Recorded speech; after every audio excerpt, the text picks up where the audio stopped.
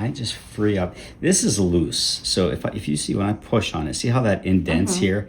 And that just tells me that it's loose under the eponychium or the cuticle. So this is frail. You want to just do your best to free it up.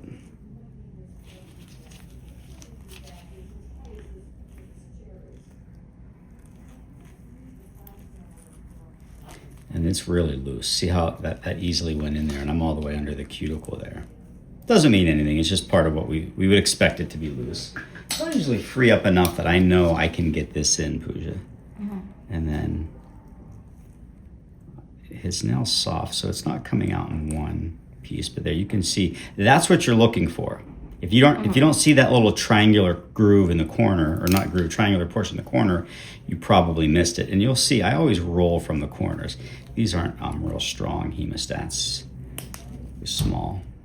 There, see how that, now we got the whole thing. You could just tell because corners are together. And the nail split, but it was already soft to begin with.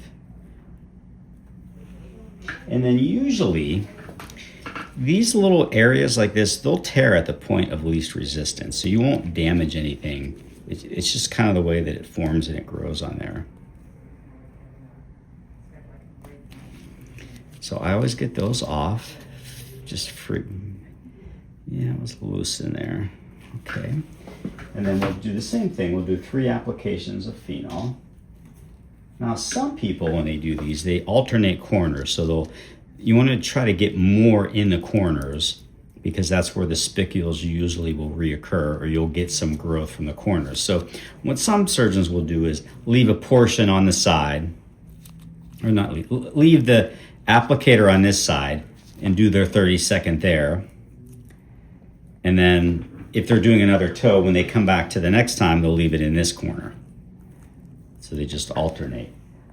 We're only doing one toe, but so I'll try to focus more from side to side. So I'll try to do a little bit more on this side. More of the, when I say more, just more time.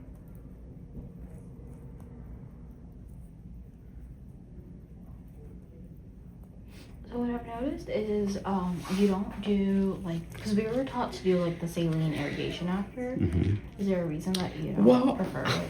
Here, I was never taught to do that. It was discussed to use alcohol to neutralize it. But what I've learned is, and I don't disagree with that, I think that you could do that. But what I've found is I want to make sure I'm burning enough of the matrix. If I don't burn it enough, you'll get reoccurrence. Now, if you burn it too much, you might have more of a burn. It just takes a little bit longer to heal. And most patients would say they'd rather have their toe not come back than to have a portion come back. But I'll show you what you can do.